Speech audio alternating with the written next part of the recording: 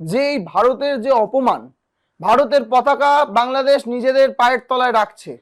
আজকে ভারতবর্ষের প্রধানমন্ত্রী নরেন্দ্র মোদীজির গালে জুতো মারা হচ্ছে বাংলাদেশে। আমরা যেদিন মনে করব যে হ্যাঁ, এই ভারতবর্ষের জনগণ যে বাংলাদেশ তাদের সীমা, সমস্ত সীমা অতিক্রম করে গেছে, হাই কমিশন তো রাখার দরকার নেই, আমরা কিন্তু বর্ডারটাও রাখবো না।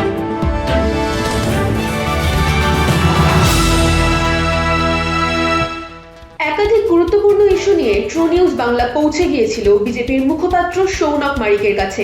সরাসরি প্রশ্নে উঠে আসে বাংলাদেশের ক্রমবর্ধমান অস্থিরতা, বাংলায় হিন্দুদের নিরাপত্তা নিয়ে উদ্বেগ, পাশাপাশি রাজ্য ও জাতীয় রাজনীতির বর্তমান সমীকরণ, বাংলাদেশের সাম্প্রতিক অস্থিরতা এবং তার প্রভাব নিয়ে আপনার প্রতিক্রিয়া কি? দেখুন, বর্তমান এই পশ্চিমবঙ্গের জনগণের যে জাতীয়তাবাদী জনগণ, তারা মনে করছে যে এই ভারতের যে অপমান, ভারতের পতাকা বাংলাদেশ নিজেদের পায়ের তলায় রাখছে। আজকে ভারতবর্ষের প্রধানমন্ত্রী নরেন্দ্র মোদীজির গালে জুতো মারা হচ্ছে বাংলাদেশে। তো বাংলাদেশ ক্রমাগতভাবে আমরা দেখেছি বিভিন্ন ভিডিও সোশ্যাল মাধ্যমে এবং আপনাদের মাধ্যমে ভাইরাল হতে, যেখানে বলছে কোনো একটি বাংলাদেশে মেয়ে ক্রিকেট খেলার পর বলছে আমি কলা গাছকে সমর্থন করতে পারি কিন্তু ভারতকে করব না। এই যে ভারত বিদ্বেষের যে বিষয়টা, যুক্তরাষ্ট্রের ফান্ডিং এবং বিভিন্নভাবে তাদের যে আগ্রাসন, সেই আগ্রাসন ক্রমাগতভাবে বাংলাদেশের যে মানসিকতার মধ্যে প্রভাব ফেলছে। যেহেতু একটি থার্ড ওয়ার্ল্ডের কান্ট্রি, অবশ্যই ভারতও সেটা, কিন্তু ভারত যে অগ্রগতির মধ্যে নিজেকে রেখেছে এবং যেভাবে এগিয়ে চলেছে, বাংলাদেশ তো সেটা পারেনি। এটা বরাবরের জন্য পরিষ্কার যে তারা লুঙ্গিতেই আটকে রয়েছে। তারা লুঙ্গির বাইরে এবং ই রিক্সার বাইরে তারা খুব একটা নিজেদেরকে বের করে তুলে ধরতে পারেনি বিশ্বের কাছে। তো তারা মানেই হচ্ছে তারা বাংলা কম বলে, তারা উর্দু মিশ্রিত বাংলাটাই বেশি বলে। আমরা জানি জলকে পানি বলে, গোসল বলে, যে কথাগুলো বাংলায় জেনারেলি উচ্চারিত হয় না বা বাংলায় আমাদের কথা নয়, আমরা বলি না, আমরা মাকে মাই বলি।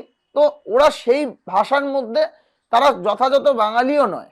তারা মায়ানমার যে রোহিঙ্গারা ঢুকেছে তাদের ভাষার সঙ্গেই কিছুটা সামঞ্জস্য, তাদের ভাষাটা বেশি যায়, মানে বার্মিজের সঙ্গে যায়, উর্দুর সঙ্গে যায়। তারা কিন্তু যথাযথ বাংলাটাও বলে না।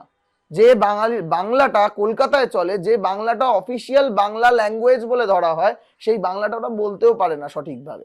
তো তারা সঠিকভাবে বাঙালিও নয়, সারা পৃথিবীর কাছেই তারা একটি পিছিয়ে পড়া জনজাতি। তো এই পিছিয়ে পড়া জনজাতি বিভিন্নভাবে ভারত বিদ্বেষের কথা বলে চলেছে। ভারত বিদ্বেষ তাদের মধ্যে বাড়িয়ে দেওয়া হচ্ছে বাইরের বিভিন্ন ফান্ডিং এর দ্বারা। তো এই যে বিষয়, তো এই সময় এখন কেন্দ্রীয় সরকারের অতি গুরুত্বপূর্ণ বিষয় হচ্ছে এই বর্ডার সিকিউরিটিকে বাড়িয়ে দেওয়া। এবং বর্ডার সিকিউরিটিকে বাড়ানোর জন্য বারবার আমাদের রাজ্য সরকার আমাদেরকে দোষারোপ করে যে বাংলাদেশিরা বা অনুপ্রবেশকারীরা ঢুকছে কি করে, বর্ডারে তো বিএসএফ রয়েছে। ঠিক সেই প্রসঙ্গে যদি বলতে হয়, এই বিএসএফ যখন মমতা বন্দ্যোপাধ্যায়ের থেকে জমি চেয়েছিল এবং প্রায় 400 কিলোমিটার জমি দাবি করেছিল এই দেশের সুরক্ষার স্বার্থে, সেই জমিটা কিন্তু মমতা বন্দ্যোপাধ্যায় বিএসএফ কে প্রদান করেনি, যে কারণে বহু কাজের সমস্যা হয়। সেটাও স্বীকার করতে হবে যে বিএসএফ রয়েছে বললেই হবে না, তারা জীবনের বাজি রেখে, জীবনের ঝুঁকি রেখে তারা বর্ডার পাহারা দিচ্ছে। তারা ছেলে খেলা করছে না। তাদেরকে নিয়ে সবসময় রাজনৈতিকভাবে তাদেরকে হেয় করা, এটা দেশের মানুষ কোনোদিনই ভালো চোখে নেন না। তারপরে দাঁড়িয়েও যখন বাংলাদেশ ক্রমাগত এইরকম কুরুচিকর মন্তব্য ভারতকে নিয়ে করে, ভারতের জনগণ হিসেবে আমারও মনে হয় যে বাংলাদেশ হাই কমিশনও রাখার দরকার নেই, ওদের সঙ্গে ব্যবসা করারও দরকার নেই, ওদের কিছু দেওয়ারও দরকার নেই। তাতে যদি আর্থিক ক্ষতি ভারতবর্ষের হয়, সেই ক্ষতি হোক, সেই ক্ষতি আমরা অন্য কোনো দেশ থেকে পুষিয়ে নেব। আমরা যে চাল সিঙ্গাপুরে সাপ্লাই করি, ইউনূস সরকার এত বড় বুদ্ধিমান, সেই চাল তারা সিঙ্গাপুর থেকে কিনছে বাংলাদেশের জন্য, কিনা তারা ভারতের থেকে কিনবে না। কিনতে হবে না, ভারতবর্ষের সঙ্গে বাংলাদেশের কোনো সম্পর্ক রাখার দরকার নেই। আমরা যেদিন মনে করব যে হ্যাঁ, এই ভারতবর্ষের জনগণ যে বাংলাদেশ তাদের সীমা, সমস্ত সীমা অতিক্রম করে গেছে, হাই কমিশন তো রাখার দরকার নেই, আমরা কিন্তু বর্ডারটাও রাখবো না। ওই রংপুর থেকে শুরু করে ঢাকা পর্যন্ত কিভাবে ভারতবর্ষের জনগণ যদি মনে করে ঢুকে যায়, তাহলেই তারা সামলাতে পারবে না। তাদের অত ক্ষমতাও নেই তাদের দৌড় হচ্ছে লুঙ্গি আর ই রিক্সা। বাংলায় হিন্দুদের বর্তমান অবস্থা ও নিরাপত্তা নিয়ে বিজেপির অবস্থান কি? আপনি এই পরিস্থিতিকে কিভাবে দেখছেন? দেখুন, কংগ্রেস দলটা তৈরি করেছিল হিউম বলে একজন সাহেব, যে ভারতীয় আর ইংরেজদের মধ্যে নেগোসিয়েশনের জন্য একটা সেফটি ভালভ হিসেবে এই কংগ্রেস তৈরি হয়েছিল।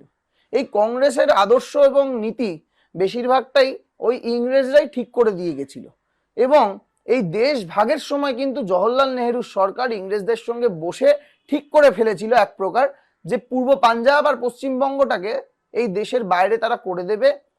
তখনকার পাকিস্তান, তখন তো পশ্চিম ভারতবর্ষের পশ্চিমে যে পাকিস্তান রয়েছে, পূর্বের বাংলাদেশটাও তখন পাকিস্তান হিসেবেই ধরা হতো এবং পাকিস্তানকেই দেওয়া হয়েছিল। যেহেতু তাদের মাঝখানে ভারতবর্ষ পড়ে গেছিল, পরে ভারতের যে ইন্দিরা গান্ধী বাংলাদেশকে সমর্থন করে নতুন একটি স্বাধীন রাষ্ট্র প্রতিষ্ঠা করেছিল এই শেখ মুজিবরের হাত ধরে। তো এই শেখ মুজিবরকে এখন অস্বীকার করছে পাকিস্তানের তৎকালীন যে দালালরা ছিল তাদের বংশধররা। কারণ তখন কিন্তু একই দেশ ছিল, পাকিস্তানই ছিল, বাংলাদেশ বলে কিছু ছিল না। তো এই বাংলাদেশটা যখন পাকিস্তানই ছিল, সেই তখন যারা শাসন ব্যবস্থায় ছিল তারা হঠাৎ জাগ্রত হয়ে গেছে পাকিস্তানের পয়সায়, পাকিস্তানের অর্থ সাহায্যে, চীনের অর্থ সাহায্যে এবং পেছন থেকে কিছুটা যুক্তরাষ্ট্রের অর্থ সাহায্যে। তা তারা ভারতকে ডিস্টার্ব কেন করছে? কারণ ভারতে নরেন্দ্র মোদীর হাত ধরে যেহেতু সারা বিশ্বের কাছে একটা আলাদাভাবে এগিয়ে চলেছে প্রগতিশীল শক্তি, এই প্রগতিশীল শক্তিকে আটকানোর চক্রান্ত সারা বিশ্বের শক্তিধর দেশগুলো করছে, এবং চিরশত্রু পাকিস্তানও তাদের সঙ্গে যুক্ত হয়েছে।